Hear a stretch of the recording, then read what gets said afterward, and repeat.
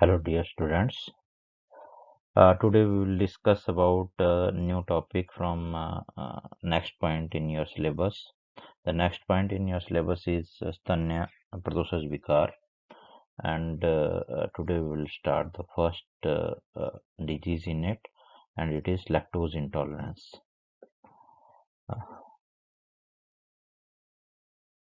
What is a lactose? Lactose is basically a disaccharide which is present in milk. Mammalian milk में जो एक disaccharide रहता है to monosaccharide से बन के बनता है that is lactose and basically इसमें दो मोनोसैक्राइड जो रहते हैं it is D glucose and D galactose. This particular lactose is digested by an enzyme which is known as lactase, and this particular enzyme is present in intestinal brush border. This lactase breaks this lactose into glucose and galactose, which are then being absorbed into blood. Lactose intolerance is basically absence or poor activity of this lactase enzyme, resulting in intolerance or poor tolerance to the food which contains lactose. Thus, we can say that lactose intolerance is a common GIT condition due to inability to digest or absorb dietary lactose. Lactose requires hydrolysis by enzyme lactase into D-glucose and D-galactose before it can be absorbed. Around 70% of the world population, that is a large number, most of the world population suffer from lactose intolerance due to a genetically programmed gradual decline in lactase expression after weaning, so-called lactase non-persistence. This lactase enzyme have a genetic background, and this gene which express lactase enzyme is down regulated after initial period of lactation. कि बच्चे को जब तक दूध पिला रहे होते हैं तब तक जो है इसकी एंजाइम की एक्टिविटी लैक्टेज एंजाइम की एक्टिविटी हाई रहती है. उसके बाद जो है नेचुरली ही क्या होता है कि जेनेटिकली प्रोग्राम्ड मैनर में लैक्टेज एंजाइम को प्रोड्यूस करने वाला जो जीन है, एनकोड करने वाला जो जीन है, उसकी एक्टिविटी कम हो जाती है और जिस कारण से जो है लैक्टेज की प्रोडक्शन कंपेरेटिवली कम हो जाती है. एब्सेंस नहीं होती है बट लैक्टेज एंजाइम की एक्टिविटी या presence over brush border decrease हो जाती है. इस तरह के पर्सन जो जिनमें इस तरीके का जो है genetically down regulation of lactase production होती है उनको बोलते हैं लैक्टेज नॉन परसिस्टेंस. और दूसरी तरह की पॉपुलेशन होती है तो दो तरह की फिनोटाइप्स हमको जो है मिलती है. दूसरे में होता है लैक्टेज परसिस्टेंस जिसमें कि इस तरीके की डाउन रेगुलेशन लैक्टेज एंजाइम की नहीं होती है. तो इस तरीके से दो तरह की पॉपुलेशन होती है, एक लैक्टेज नॉन परसिस्टेंट एंड एक lactase persistence.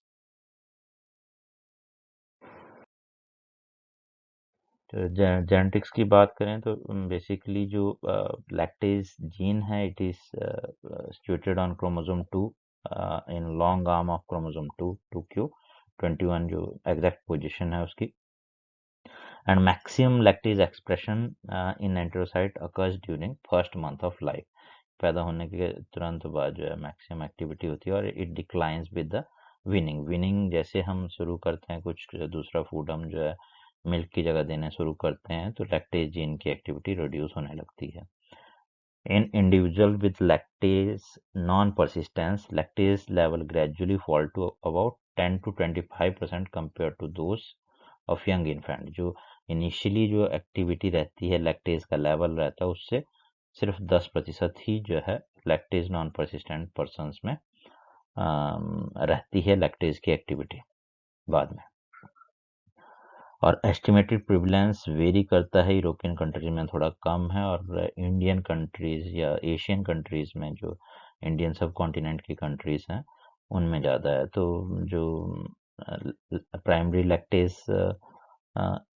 Lactose intolerance due to lactase non persistence जो है 2 to 5% है ओनली नॉर्थ यूरोप में, जर्मनी, ग्रेट ब्रिटेन वगैरह में.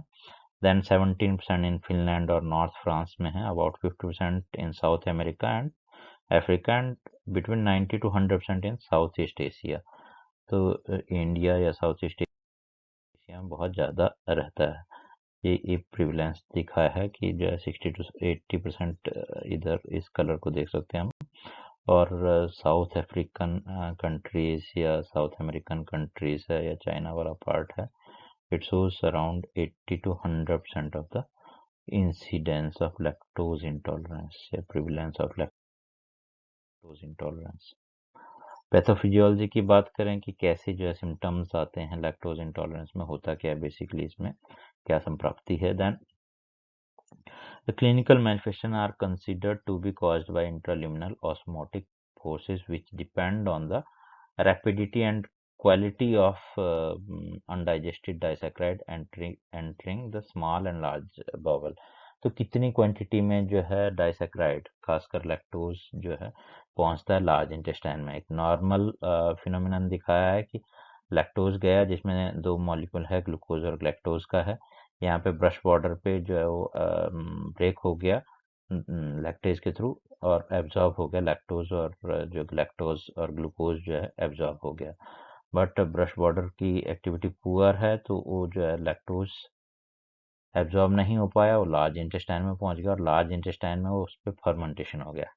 There is rapid bacterial fermentation of lactose to gases and short chain fatty acids which contributes to the symptoms. जो gases बनेंगे उससे bloating होगी, एब्डोमिनल डिस्टेंशन, एब्डोमिनल पेन, और साथ में ऑस्मोटिक प्रेशर हाई रहता है तो वाटर भी वो जो है लार्ज इंटेस्टाइन से वाटर सिक्रीट होगा ल्यूमन में, और जिस कारण से डायरिया हो सकता है। एंड अदर सिम्टम्स जो है एसिडिक जो शॉर्ट चेन फैटी एसिड्स हैं उनके कारण जो है ब्लोटिंग वगैरह होगी या एसिडिक स्टूल पास होगा। Many factors influence occurrence of GIT symptoms like dose, कितनी डोज में जो है लैक्टोज गया, कितना मिल्क उसने इंजेस्ट किया है, फूड मैट्रिक्स, प्लेन दूध या मिल्क लिया है उसने या फिर किसी फूड से मिक्स्ड लिया है, ओरोसिकल ट्रांजिट टाइम कि जैसे उसने लिया और कब वो जाके जो है लार्ज इंटेस्टाइन सिकम में जाके पहुंचता है। That is also very important. बहुत सारी चीज़ें जो हैं क्या रहती हैं कि वो डिले करती हैं गैस्ट्रिक एम्पटिंग। बहुत सारे फूड्स ऐसे हैं जो गैस्ट्रिक एम्पटिंग बढ़ाएंगे, क्विक करेंगे। जो गैस्ट्रिक एम्पटिंग क्विक करेंगे वहाँ पे लैक्टोज इंटॉलरेंस के सिम्टम्स ज़्यादा आएंगे। जैसे कॉफ़ी एक बेस्ट एग्जांपल है कि कॉफ़ी में जो हम मिल्क लेते हैं उसके कारण लैक्टोज इंटॉलरेंस ज़्यादा होगी। बट फैट के साथ अगर है, फैटी कंटेंट है, तो फैट जो है गैस्ट्रिक एम्पटिंग को डिले करता है तो ओरोसिकल ट्रांजिट टाइम बढ़ जाता है उसमें। तो फैट कंटेनिंग फूड्स के साथ अगर मिल्क लिया जाता है तो उसमें जो है लैक्टोज इंटॉलरेंस के चांसेस कम हो जाते हैं। और बैक्टीरियल फ्लोरा क्या है, जो उसका पर्सन का फर्मेंटिंग कैपेसिटी कितनी है, हाइड्रोजन या मीथेन प्रोडक्शन कितनी वो कर रहा है, उससे उसके सिम्टम्स जो हैं अराइज होंगे।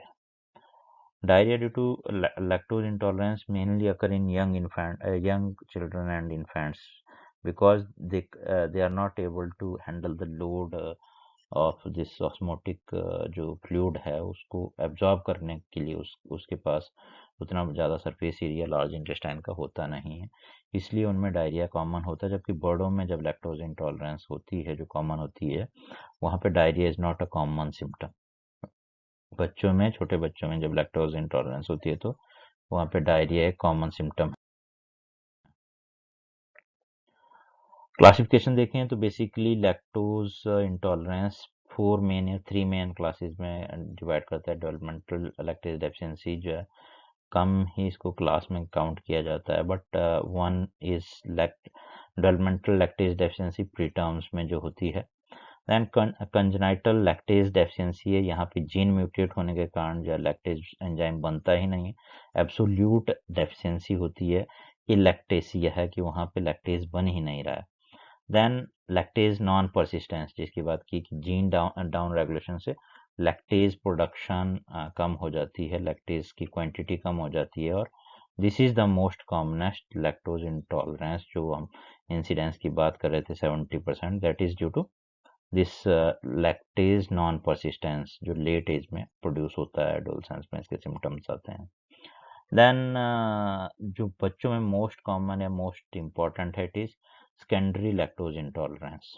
तो प्राइमरी हो गया जो आपका जीन डाउन रेगुलेशन से हुआ, कंजेनाइटल जहाँ जीन म्यूटेट हो गया, और एक्वायर्ड में जो है आपका ये आपका सेकेंडरी लैक्टोज इंटॉलरेंस जहाँ बैक्टीरियल इन्फेक्शन या और किसी भी इंटेस्टाइनल पैथोलॉजी के कारण लैक्टेज की एक्टिविटी रिड्यूस हो गई। तो प्राइमरी की कैटेगरी में आ गया आपके कंजेनाइटल और लैक्टेज नॉन परसिस्टेंस, और सेकेंडरी की कैटेगरी में जब किसी और पैथोलॉजी के कारण लैक्टेज की एक्टिविटी कम हुई है, ट्रांजिएंट लैक्टेज इंटॉलरेंस उसको बोलते हैं। उसकी बात आगे फिर से करेंगे हम। तो डेवलपमेंटल लैक्टेज डेफिशिएंसी बेसिकली किसमें होती है? Preterm infants have around 30% of lactase activity in comparison to term. तो टर्म्स में जितनी लैक्टेज एक्टिविटी होती है उसकी 1/3 ही जो है प्री टर्म्स में होती है, जो 34 वीक से छोटे पैदा होते हैं। तो इस कारण से जो वहाँ डेवलपमेंटल लैक्टेज डेफिशिएंसी उसको बोलते हैं, और उनको जो अगर मिल्क हम देते हैं तो दे में मैनिफेस्ट लैक्टोज माल एब्जॉर्प्शन, और उसके सिम्टम्स जो हैं उसमें आ सकते हैं।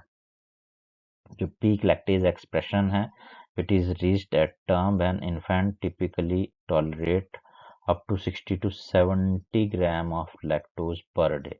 लगभग 1 लीटर पे जितना 1 लीटर ह्यूमन मिल्क में जितनी लैक्टोज रहती है, human milk contains usually 7 grams पर 100 ml। तो 70 ग्राम 1 लीटर दूध में जितनी लैक्टोज है उतनी को डाइजेस्ट करने की कैपेबिलिटी एक टर्म बेबी में होती है, जो कि फर्स्ट 4-5 डे पे पीक पे आ जाती है। बट फ्री टर्म्स में ये एक्टिविटी पुअर होती है, इसलिए जो है they may have signs of lactose malabsorption, but कुछ दिनों के लिए रहेगी वो। 4-5 दिन के बाद जो है जैसे उसको मिल्क मिलेगा तो लैक्टेज मैच्योरिटी या लैक्टेज की जो एक्टिविटी वो बढ़ जाएगी और वो डाइजेस्ट करना शुरू कर देता है। तो दूसरी जो कंडीशन है, it is congenital lactase deficiency. It is basically a very very rare, only 50-60 cases are reported from all over world, and here it is a severe autosomal recessive disorder। recessive disorder है इसलिए बहुत rare भी है। In this particular disease, the intestinal lactase activity is completely absent। Gene mutation होता है, जो gene 2q21 पे lactase production के लिए रिस्पॉन्सिबल है, वो म्यूटेट कर जाता है और लैक्टेज प्रोडक्शन होती नहीं है। And infants with this particular alactasia presents with watery diarrhea, flatulence, and failure to thrive after commencing of breastfeeding। तो ब्रेस्ट फीडिंग जैसे उनको शुरू किया उसके तुरंत बाद ही जो है उनको वाटरी डायरिया, फ्लैचुलेंस और फेलियर टू थ्राइव वाली कंडीशन आ जाएगी। And there may be severe dehydration, not life threatening dehydration with electrolyte imbalances. This type of जो लैक्टोज इंटॉलरेंस है बहुत रेयर हैं, और कुछ ही केसेस हैं जो रिपोर्ट भी मैक्सिमम जो फिनलैंड या वेस्टर्न रशिया से हुए 80% of the cases are reported from these 2 countries। In this particular disease, small intestinal mucosa जब देखते हैं तो it is basically normal, only lactase activities reduce, this absent। जो मोस्ट कॉमन कैटेगरी है, it is lactase non persistence, जिसको कि lactose intolerance basically यही main category है। और it is also known as hypolactasia, मतलब लैक्टेज एंजाइम की hypo अवस्था है, एब्सेंस नहीं है। This is most common cause of lactose intolerance, while the decline in lactase level starts soon after weaning। Weaning करते ही जो है lactase की activity या level गिरने लगता है, but symptoms generally manifest after 5 years। 5 साल के बाद ही बहुत बहुत सारे बच्चों में 2-3 साल में भी आने लग जाते हैं, बट 5 साल के बाद ही अपीयर होते हैं। और जहाँ पे जो है लैक्टेज परसिस्टेंस है, जहाँ पे जिन कंट्रीज में लैक्टेज परसिस्टेंट है मोस्ट ऑफ द इंडिविजुअल, जैसे यूरोपियन कंट्रीज हैं, तो वहाँ पे पीक ऑनसेट में भी इन टीन एज और young adults. It affects around 70% of the global population, and इसमें स्मॉल अमाउंट ऑफ लैक्टोज जो है टॉलरेट किया जा सकता है।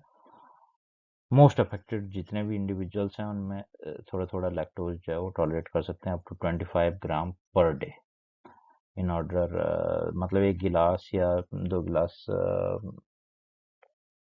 दूध जो है दिन भर में ले सकते हैं, उतना कर वो टॉलरेट कर सकते हैं।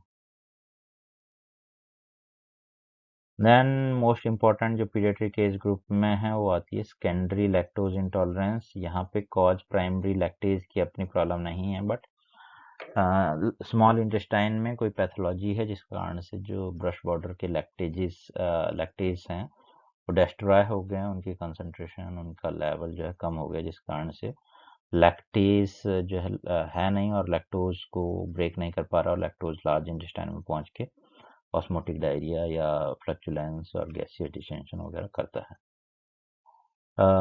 This secondary lactose intolerance occur as a consequence of small bowel injury due to conditions such as viral gastroenteritis, giardiasis, celiac disease और काउ मिल्क प्रोटीन एलर्जी जो है या क्रोन डिजीज है, उनमें जो है स्मॉल बाउल इंजरी के कारण ये प्रोड्यूस होती है। Infants with glucose lactose malabsorption have normal lactase activity but present with osmotic diarrhoea due to inability to absorb glucose and lactose. यहाँ पे जो है क्या होता है, वो लैक्टेज एंजाइम तो है और वो लैक्टोज को जो है ब्रेक भी करता है, बट एब्जॉर्प्शन में प्रॉब्लम है। तो इस कारण से जो इस तरीके के बच्चों में जहाँ ग्लूकोज या लैक्टोज का माल ऑब्जॉर्प्शन है, उनमें भी लैक्टोज इंटॉलरेंस की तरफ फीचर्स आएंगे, उससे कन्फ्यूजन हो सकता है।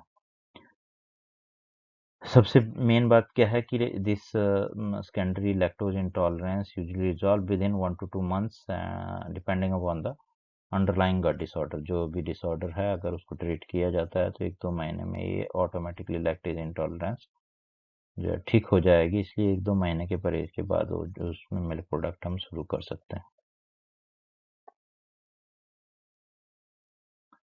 क्लिनिकल प्रेजेंटेशन की बात करें कि किस तरीके के फीचर्स आएंगे, तो बेसिकली जो है इन्फेंट्स और ओल्डर चिल्ड्रन में अलग अलग तरह के फीचर्स आते हैं। इन्फेंट्स में जो सिम्टम्स होते हैं वो मेनली डायरिया से रिलेटेड रहते हैं। जनरली जो सिम्टम्स स्टार्ट होते हैं they may start 30 to 60 minute after injection of lactose containing food. In infants lactose malabsorption से जो है डायरिया मेन सिम्टम रहता है उनमें, as compare to older children, जिसकी हमने पैथोफिजियोलॉजी में भी बात करी। Low faecal pH may cause perianal skin irritation. बच्चों की स्किन ऐसी ही बहुत जो है डेलिकेट रहती है and acidic pH can cause perianal excoriation और इरिटेशन। एब्डोमिनल पेन यूजुअली जो कंफ्यूज करते हैं बहुत सारे क्लिनिशियन या पेरेंट्स की एब्डोमिनल पेन दूध पीने के बाद हो रहा है तो इट में भी lactose intolerance, but abdominal pain जो है यूजुअली लैक्टोज इंटॉलरेंस के कारण बेबीज में, इन्फेंट्स में नहीं होता है, बड़ों में हो सकता है, बट छोटे बच्चों में abdominal pain is neither never caused by this lactose intolerance.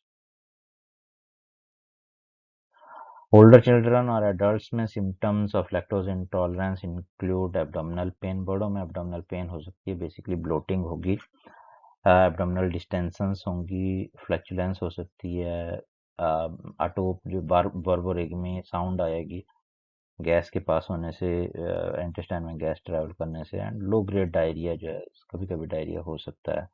The symptoms में बी कंफ्यूज्ड विद आईबीएस, और बहुत सारे टाइम जो आईबीएस के सिम्टम लैक्टोज इंटॉलरेंस से कंफ्यूज होने के कारण उसको लैक्टोज इंटॉलरेंस डेजिग्नेट कर दिया जाता है।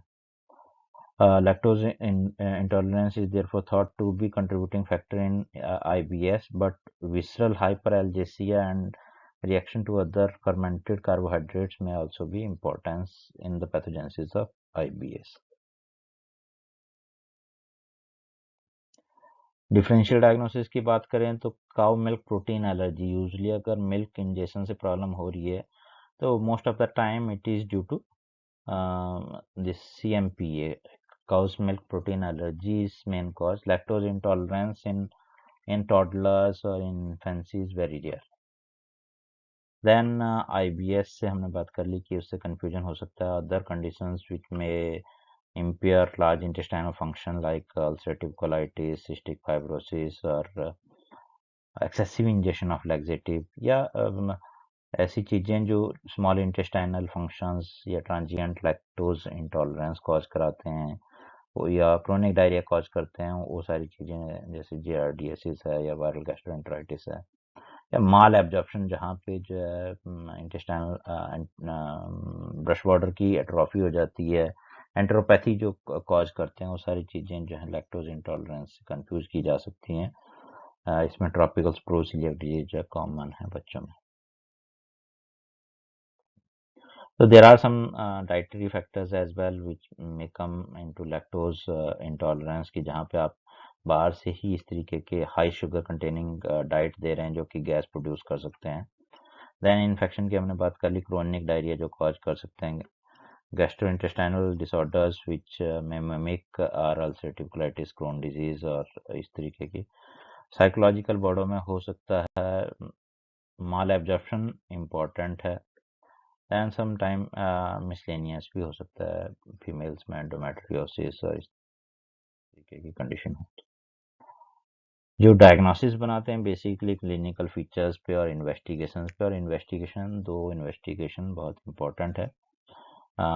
One is reducing sugar and pH in stool, और दूसरा जो है लैक्टोज ब्रेथ हाइड्रोजन टेस्टिंग है, लैक्टोज टॉलरेंस टेस्ट भी बोल सकते हैं इसको। Then third one is biopsy, और बायोप्सी करके जो लैक्टेज एक्टिविटी असेस करना ड्यूडेनल जो ब्रश बॉर्डर्स हैं उन पे। तो reducing sugar and pH basically जो है measurement of total and reducing sugars in stool is an indirect and non specific test for lactose malabsorption. Lactose malabsorption होगा तो रिड्यूसिंग शुगर एसिडिक सब्सटेंसेस जो हैं stool में ज़्यादा रहेंगे जिनको हम डिटेक्ट कर सकते हैं। Then pH of the stool will also be lower कि 5.5 to 6 तक रहेगी। बट जो रिड्यूसिंग शुगर का टेस्ट है it is not reliable after the age of 2 years due to high false negative rate.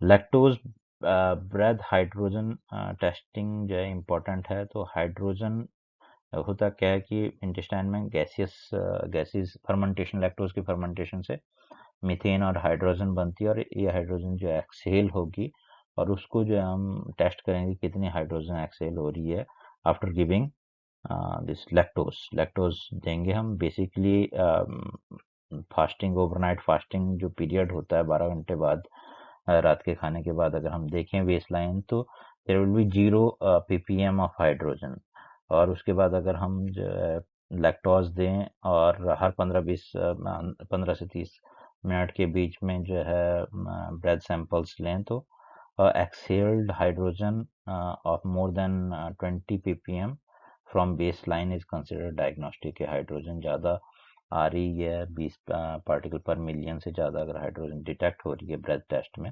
Then it indicate कि lactose intolerance है, lactose fermentation होकर hydrogen produce कर रहा है, और उस कारण से जो है जो हाइड्रोजन का लेवल है ब्रेथ में वो बढ़ा है, एटलीस्ट 20 ppm इंक्रीज होना चाहिए बेस लाइन से, जो बेस लाइन में वैल्यू आई है।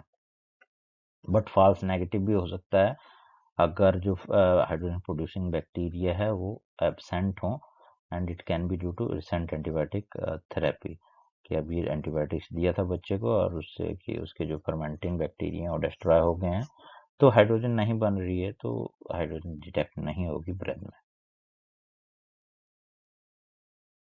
देन थर्ड और मोस्ट रिलायबल बट बहुत कम की जाने वाली इन्वेस्टिगेशन है बायोप्सी, और बायोप्सी से जो है लैक्टेज की एक्टिविटी देखना है ब्रश बॉर्डर पे कितनी है। तो ड्यूडेनल बायोप्सी के बाद जो है लैक्टेज और अदर जो डाइसैक्राइडेजेस हैं, सुक्रेजेस, माल्टेज, आइसोमाल्टेज, उनकी एक्टिविटी जो हम डिटेक्ट कर सकते हैं। मैनेजमेंट की बात करें तो बेसिकली जो है इतनी बड़ी बीमारी नहीं है, एब्सोल्यूट लैक्टेज डेफिशिएंसी जो है बहुत रेयर है, इसलिए जो सेकेंडरी लैक्टेज इंटॉलरेंस है उसमें कुछ दिनों के लिए आप जो है हाई लैक्टोज कंटेंट वाली डाइट बंद कर सकते हैं, मिल्क बंद कर सकते हैं। और जो लैक्टोज नॉन परसिस्टेंस है, जिस कारण से लैक्टोज इंटॉलरेंस हो रही है, जो कि मोस्ट कॉमनेस्ट कॉज है, उनमें थोड़ा बहुत मिल्क या मिल्क प्रोडक्ट वो ले सकते हैं। तो basically in infants with lactose intolerance breast feeding should be continued, breast feeding कभी बंद नहीं करनी है। फार्मूला फेड इन्फेंट्स में a limited trial of lactose-free formula may be indicated, basically following viral gastroenteritis, जहाँ पे हम सेकेंडरी जो है लैक्टोज इंटॉलरेंस सस्पेक्ट कर रहे हैं। In persistent diarrhea following acute gastroenteritis, lactose restriction can shorten duration of gastrointestinal symptom की secondary जहाँ हम सोच रहे हैं वहाँ पे 1-2 महीने के लिए हम जो है या 15-20 दिन के लिए हम मिल्क या मिल्क प्रोडक्ट बंद कर दें। If infants have celiac disease or other small intestinal pathology, lactose restriction may be required until underlying condition has resolved. जब तक जो है celiac disease में जैसे हम व्हीट बंद करें, ग्लूटेन बंद करेंगे और इंटेस्टाइनल जो पैथोलॉजी हुई है, एंट्रोपैथी हुई है, ब्रश बॉर्डर की एट्रोफी हुई है, जब तक वो रिवर्ट बैक नहीं करती है 3 से 6 महीने में, तब तक जो है उसमें लैक्टोज फ्री डाइट दें, लैक्टोज रेस्ट्रिक्शन करें हम, तो इम्प्रूवमेंट रहेगा। उसके बाद हम जैसे उसकी एक्टिविटी सही हो जाएगी तो हम उसको स्टार्ट कर सकते हैं। हाँ, इसी तरीके से जो काउ मिल्क एलर्जी है उसमें भी एंटेरोपैथी हो सकती है, और उसमें भी जब तक हीलिंग नहीं होती है तब तक जो हम लैक्टेज रेस्ट्रिक्टेड डाइट देनी चाहिए। बर्डों में usually lactose containing food should be reduced, but they are not to be eliminated completely. Adolescent and adults with hypolactasia tolerate 12 to 24 gram of lactose daily if taken in divided amounts. थोड़ा थोड़ा जो है अगर लेते हैं हम तो 24 ग्राम तक जो लैक्टोज है वो डेली टॉलरेट कर सकते हैं। और मील के साथ अगर मिल्क लेते हैं विच विल इम्पेयर जो है डायरेक्ट प्रेजेंटेशन नहीं होगी, स्लो प्रेजेंटेशन होगी ब्रश बॉर्डर को, तो that will not produce this intolerance features. Then yogurt can be used in place of milk as content in it is lower than in milk.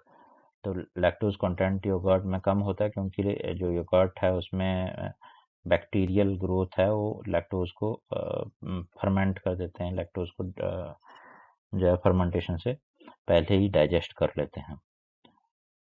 Lactose basically watery content of milk में रहता है, इसलिए जो चीज़ निकालते हैं hard content है या butter है, they are usually lactose free और बहुत कम रहता है, उनमें नेग्लिजिबल अमाउंट रहता है लैक्टोज का, they can be used freely. तो मेनली जो नहीं लेना है वो मिल्क नहीं लेना, लार्ज अमाउंट में नहीं लेना, कम अमाउंट में या मील में मिक्स करके हम जो मिल्क लैक्टोज इंटॉलरेंस वाले पर्सन को दे सकते हैं। बट मिल्क से प्रॉब्लम है, गैस बनती है, तो मिल्क लेना ही नहीं है। इस तरीके से जो है मिल्क के जो बेनिफिट्स हैं, कैल्शियम मिलता है, बहुत सारे और न्यूट्रिएंट्स हैं, विटामिन्स हैं, वो मिलती हैं, तो उसका नुकसान हो सकता है अगर हम टोटली मिल्क अवॉइड कर लें, रेस्ट्रिक्ट कर लें इस तरह के पेशेंट्स में। Then there are oral lactase supplements as well कि artificially prepared lactases जो हैं हम सिम्टम को कम करने के लिए दे सकते हैं, बट बेसिकली लैक्टेज जो लेते हैं गैस्ट्रिक एसिड उसको ब्रेक डाउन करता है, और जहाँ पे उसकी एक्टिविटी होनी थी इंटेस्टाइन के अल्कलाइन एनवायरनमेंट में, वहाँ तक वो पहुँच नहीं पाते हैं। तो इसलिए जो अगर लैक्टेज की यूज़ करना है, जो प्रिपेयर्ड आर्टिफिशियल लैक्टेज है, तो उसको हम मिल्क में पहले ही मिला सकते हैं और उस मिल्क को कुछ घंटे पड़े रहने देते हैं, उसमें लैक्टोज डाइजेस्ट हो जाएगा और उसके बाद उस मिल्क को हम जो है यूज़ करवा सकते हैं लैक्टोज इंटॉलरेंस वाले चिल्ड्रन में, पर्सन में। तो this was all regarding lactose intolerance. Basically lactose intolerance जो है क्या हुआ कि लैक्टोज एक शुगर है, कार्बोहाइड्रेट है, डाइसैक्राइड है, जिसका डाइजेशन ब्रश बॉर्डर पे होता है लैक्टेज एंजाइम के थ्रू। इस लैक्टेज एंजाइम की एक्टिविटी जब जब भी कम होगी तो लैक्टोज डाइजेस्ट नहीं होगा, लैक्टोज पहुंचेगा लार्ज इंटेस्टाइन, वहाँ पे वो ऑस्मोटिक प्रेशर क्रिएट करेगा, वाटर खींचेगा लार्ज इंटेस्टाइन के ल्यूमन में, जिससे डायरिया हो सकता है। और ये लैक्टोज जो है फर्मेंटेशन होगी इसकी, हाइड्रोजन मीथेन वगैरह गैसेस बनेंगे, जिससे कि abdominal distension, abdominal pain, bloating हो सकती है। और जो small chain fatty acids produce होंगे उससे ब्लोटिंग होगी, या फिर फ्रॉथी स्टूल या एसिडिक स्टूल जो है उसमें पास होगा। ट्रीटमेंट में वही है कि हाई कंटेंट जो लैक्टोज का नहीं देना है, स्मॉल कंटेंट्स दे सकते हैं। सेकेंडरी लैक्टोज इंटॉलरेंस वाले बच्चों में जहाँ डायरिया, यूजुअली परसिस्टेंट डायरिया में इस तरीके की कंडीशन आती है, वहाँ पे लैक्टोज रेस्ट्रिक्टेड डाइट जो है कुछ दिन दें तो इम्प्रूवमेंट हो सकता है। This is all about lactose intolerance. If there are some queries, then ask me on my WhatsApp number. Thank you. Thank you.